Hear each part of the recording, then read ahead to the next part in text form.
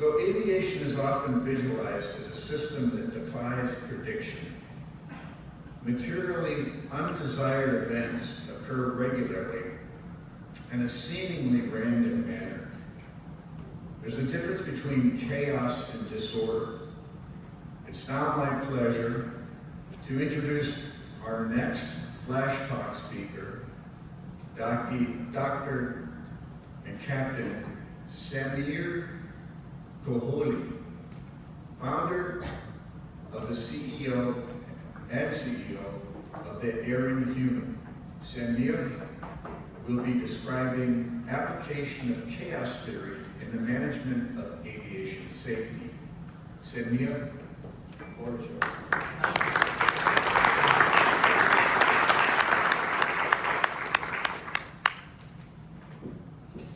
Good morning. I wanted to start by expressing my gratitude to the Flight Safety Foundation for offering me this opportunity to present the research paper. The ideas I will talk about today are rooted in years of academic study and over a decade of trying to take theory to practice. 20 minutes barely scratches the surface of what has taken 17 years to develop.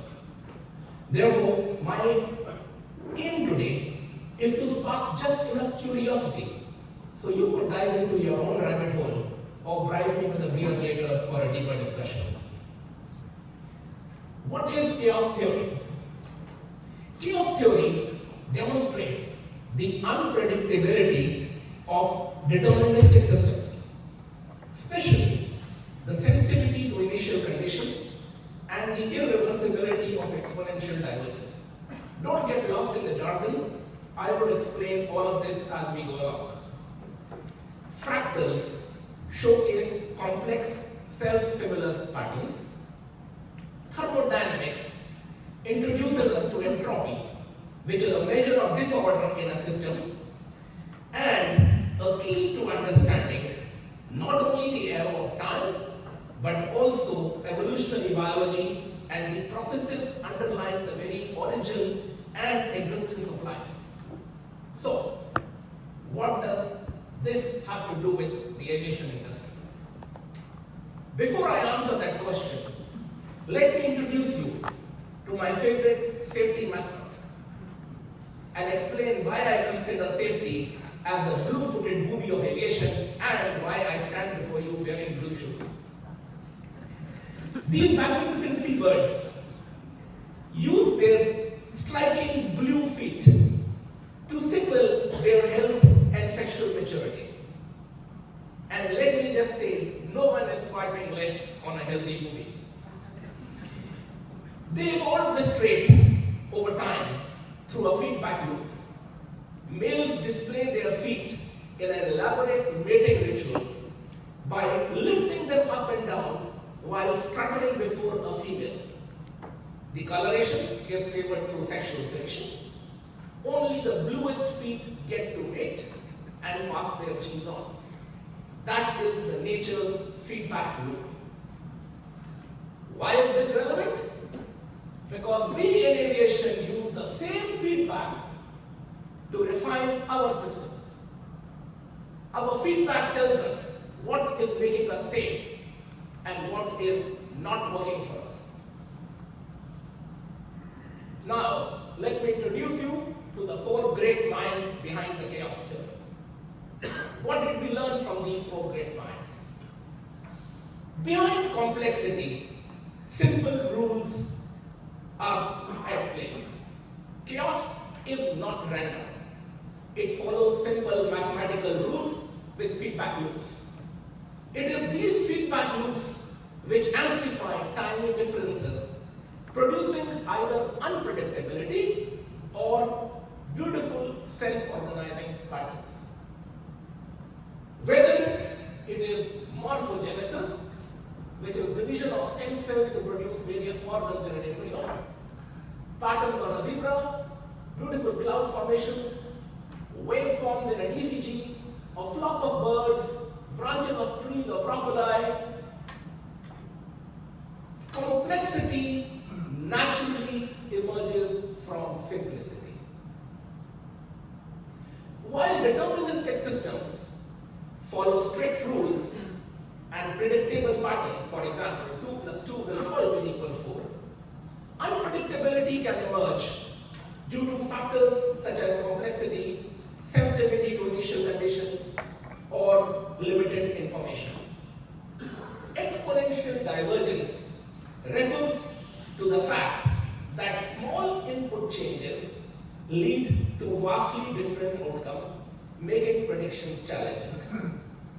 Irreversibility of exponential divergence refers to the fact that once these changes occur, system cannot return to its original state, highlighting the one-way progression, and this concept is key in understanding unpredictability in dynamic systems. Now, if we plot exponential divergence of end state against minor changes in initial state, we come up with a graph that looks like a butterfly, which brings us to the butterfly effect. This is what Edward Lorenz meant when he said, does the flap of a butterfly's wing in Brazil result in a tornado in Texas? What he was talking about? He was talking about exponential divergence irreversibility. Small changes in initial conditions that lead to unpredictable outcomes. Now, there is nothing random about a chaotic system. A chaotic system is completely deterministic. Any chaotic system, and I consider aviation as a chaotic system, is a completely deterministic system which progresses in accordance with certain set laws, but has a very high level of sensitive dependence to its initial conditions. Long-term prediction of chaotic systems is currently impossible, which is why meteorologists predict several tracks for a cyclone instead of just one track, because any change in initial condition results in a vastly different outcome. Now, entropy is measure of disorder in a system.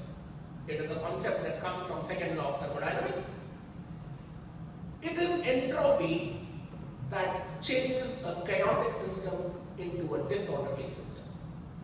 A chaotic system is not disorderly, but when a chaotic system has high entropy, it produces disorder.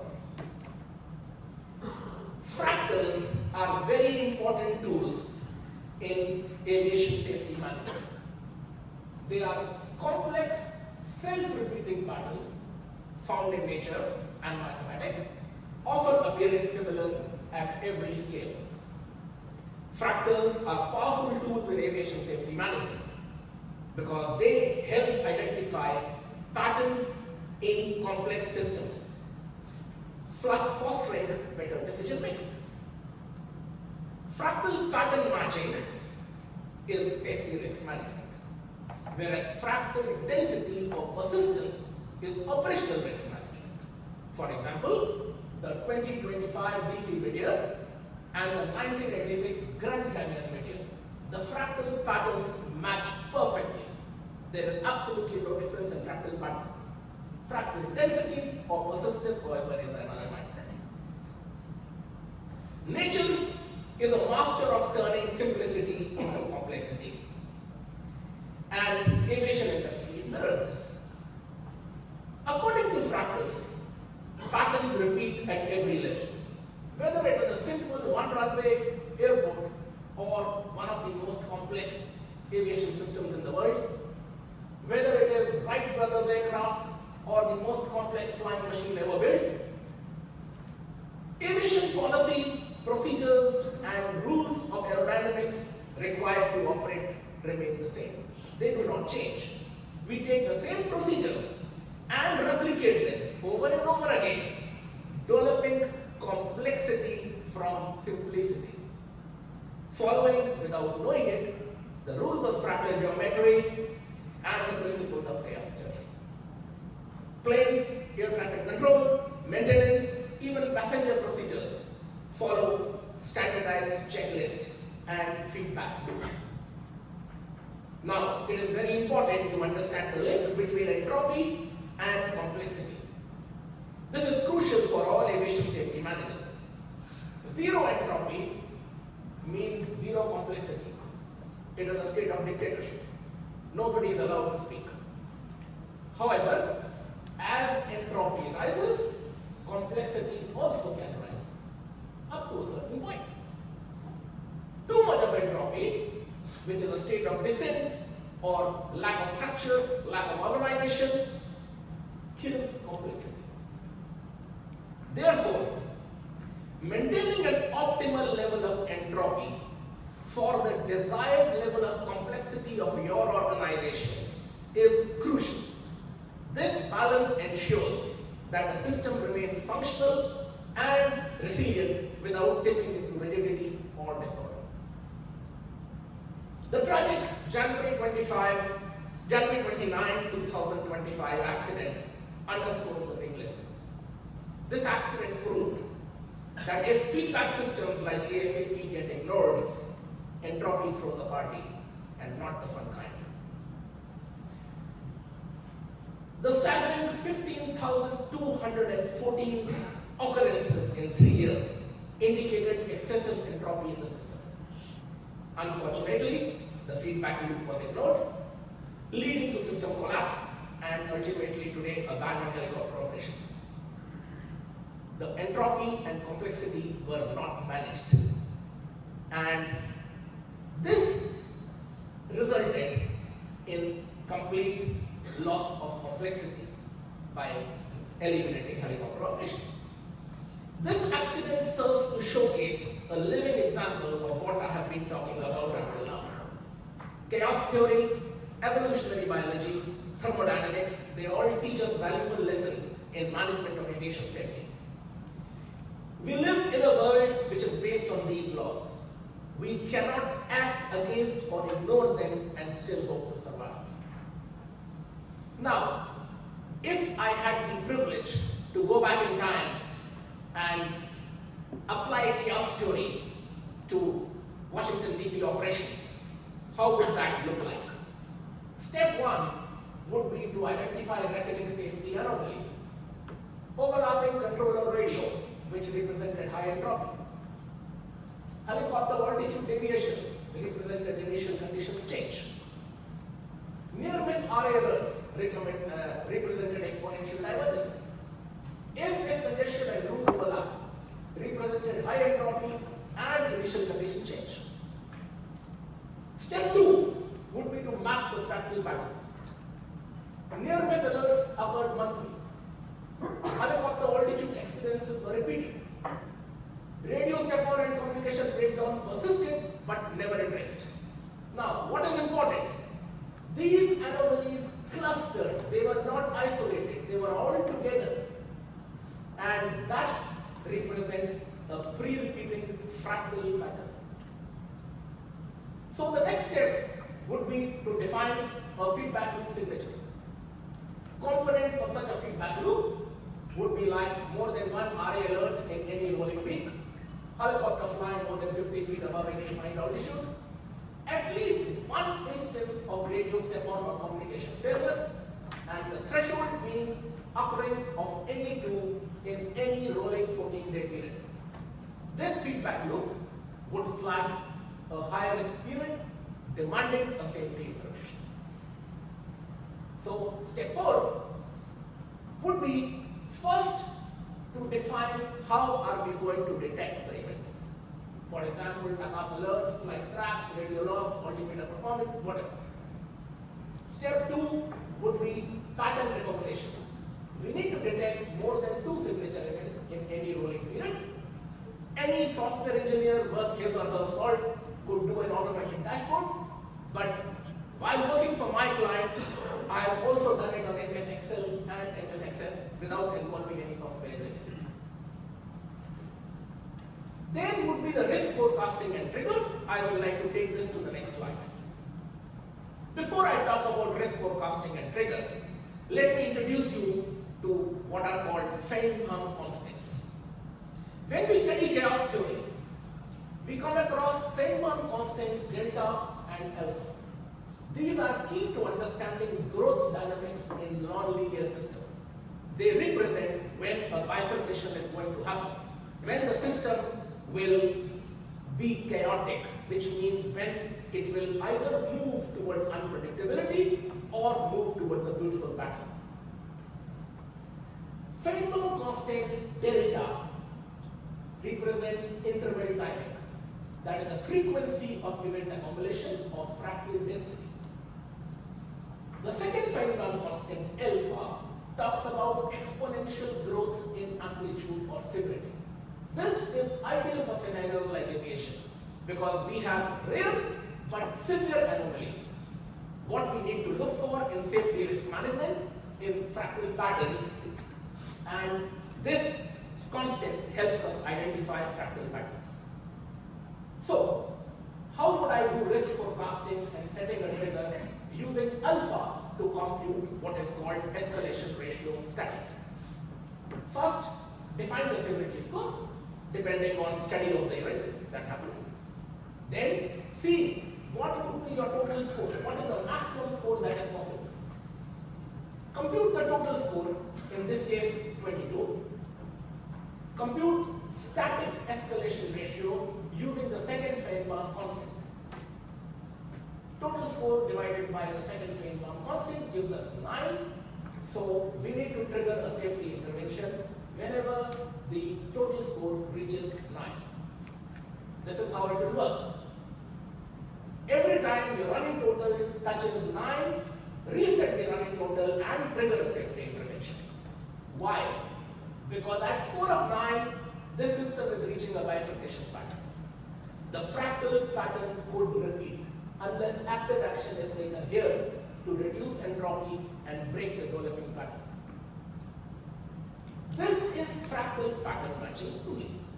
It does not change as per rate of event accumulation, and I think you will agree whether events are accumulating every week or every month or every year is vastly different. So I developed what I call SANS formula. I have tested this formula over a decade with various clients for whom I have consulted. And how this works is, we compute rate of event accumulation. Then we compute the escalation velocity factor by dividing it by the Feynman first constant. Now we apply this as a damping multiplier to derive what I call ER dynamic using the formula which took me almost a decade to develop. When you compare running total to ER dynamic, you will realize now the rate of event accumulation is driving when safety intervention is triggered. So higher the value of K, more aggressively the system will downgrade the escalation ratio in response to rising EVF. It is EVF based, therefore the aggressiveness in triggering increases as the accumulation period decreases. If the events accumulate faster, the safety intervention is triggered earlier. So this is how it would look like.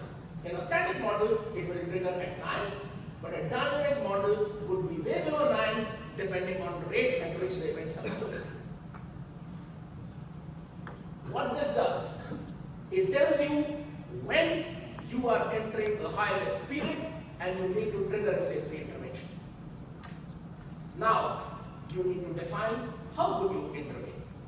For example, in the DC case, restrict helicopter traffic, control traffic adjustment, enforce altitude compliance, already actions that have been taken by NTSB. But even a feedback loop needs a feedback. So you need to recalibrate. Normally, I recalibrate every 3 months. But if the operation is very extensive, this could be done earlier. You need to have at least a quarterly review to see, are we calling wolf or are we triggering too late and therefore missing some opportunities. Feedback loops are the key to effective safety management and building resilience. Just as in fractals, small systemic anomalies repeat over time. The repetition signals a fragile system with dangerously thin margins.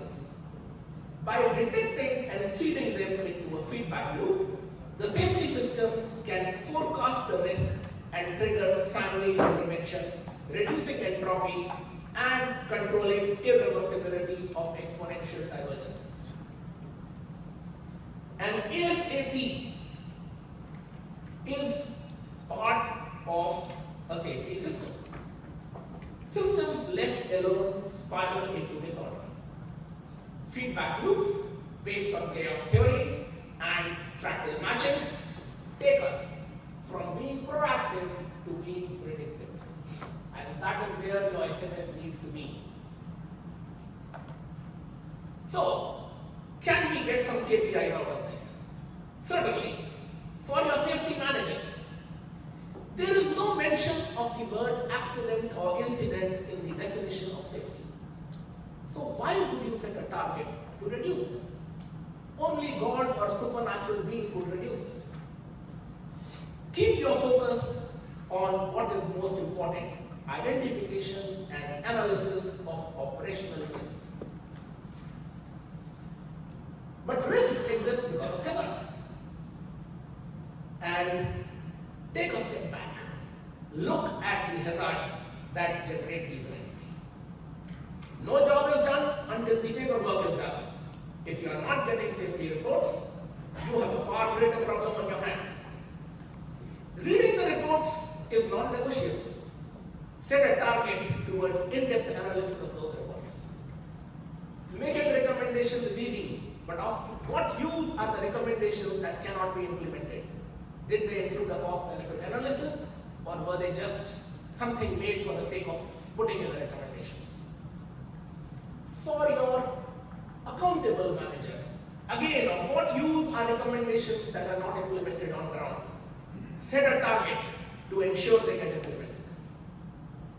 Accountable manager should also be able to connect to the lowest level of company and get a feedback from them, and use that feedback to bring about a change and align the company to its changing operating environment. For your operations and or maintenance director or manager, again, of what use are recommendations that did not get implemented? Ensure approved recommendations get implemented and are monitored for effectiveness. Edward Lawrence taught us that small changes in initial conditions could lead to unpredictable outcomes. If there is someone monitoring these small changes in initial conditions of your operations or maintenance operations activities. Key takeaways. Reliance is the key. Aviation learns, adapts, and thrives from setbacks. Every glitch teaches us to ground chaos and to own it, turning risks into rocket fuel for improvement. Sexual selection is nature's version of Tinder. Traits that boost reproduction and get swiped right by evolution. Behind complexity, simple rules are at play. Chaos is not random. It follows mathematical rules with feedback loops. These loops amplify tiny differences, producing either unpredictability or beautiful self-organizing patterns. Resilient aviation owns chaos like a pro. Thanks to lessons from nature, physics, and birds with neon feet, safety isn't just a checklist, it is our craft. With this, ladies and gentlemen, I end my talk for the day. I am open to questions or any bare invitations for a deeper discussion.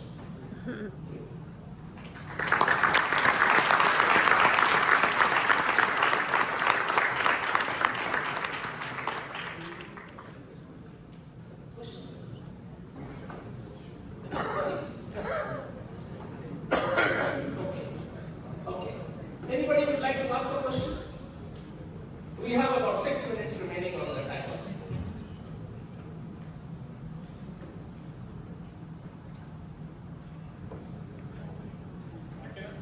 Ja?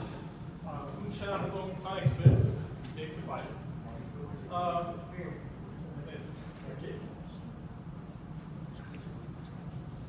Okay, we want to limit undesirable events. But as pilots or aviation people, we need to experience also undesirable events to have more experience than prevent it ourselves. Like if you create a walled garden, everything would be nice, but the entropy will be lower, as I understand from your presentation. How can we improve safety even by preventing bad events? Should we use simulations with the new technology or use light simulators to create chaotic environments to increase pilot experience? Because if they don't experience undesired events, people will not accumulate much experience. That's my concern. What do you recommend for all of us? Okay, let us go back a bit. Okay. Safety does not talk of zero accidents or zero incidents. It does not talk of accident or incidents at all. It talks of maintain at or below an acceptable level. Acceptable level is not zero. It's a positive integer. There will always be events. We will unfortunately never reach a level when there will be no events to learn from. The idea here is to reduce those events as low as possible. One of the things which I talk about in my SMS classes, if I'm hungry and I see a fruit tree, I reach up and pluck a fruit. I eat it, I'm still hungry. So I start plucking fruits at the bottom, and I pluck all of them. Now I need to reach higher, and I need to reach higher, and I need to reach higher. We have reached 0.3 to 100,000, and we are still hungry for more.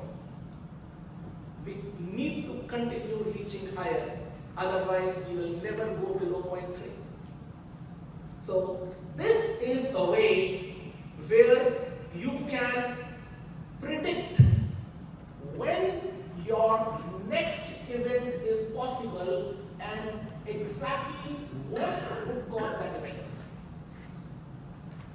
If you are tracking the minor things that are happening here, like in this case,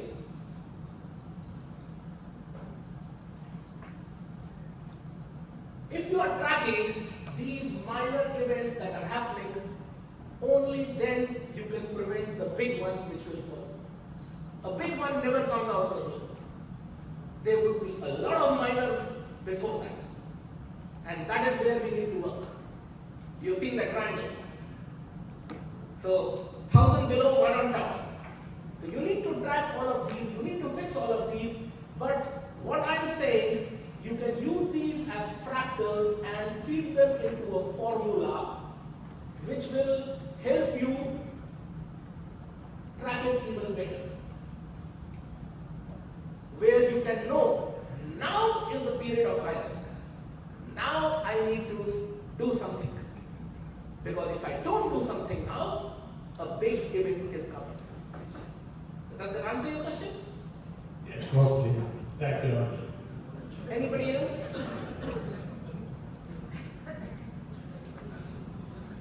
I have a question. Yeah. So you talk about static models and dynamic models. Yes. Aren't they all dynamic models? Sorry? Aren't they all dynamic models? All models? No, you can do a static model if your system is not very complex. For example, somebody who has a one helicopter operation, a mining company which has a one helicopter operation, they don't really need to get into dynamic models. But aviation system is dynamic. And when I talk of an airline, when I talk of an airport, that is where the dynamic model would really work.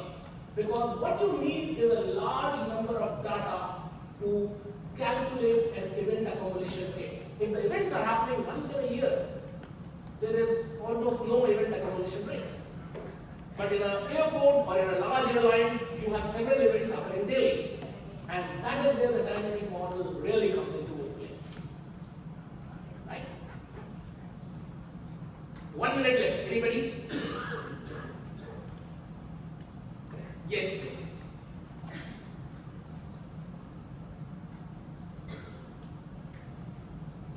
Trinidad from Lufthansa Aviation Training.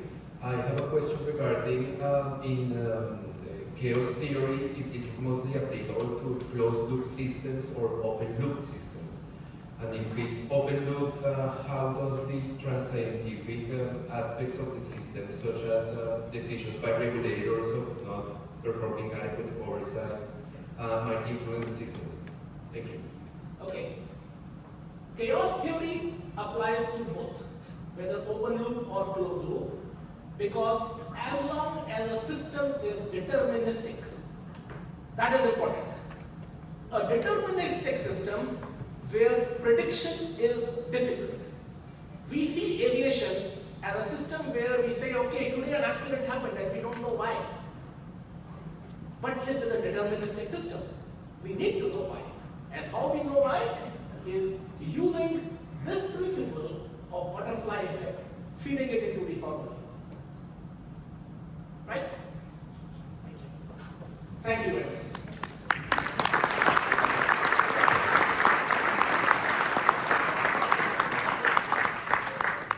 Thank you, Captain and Dr. Sammy. It's time for our morning break. Network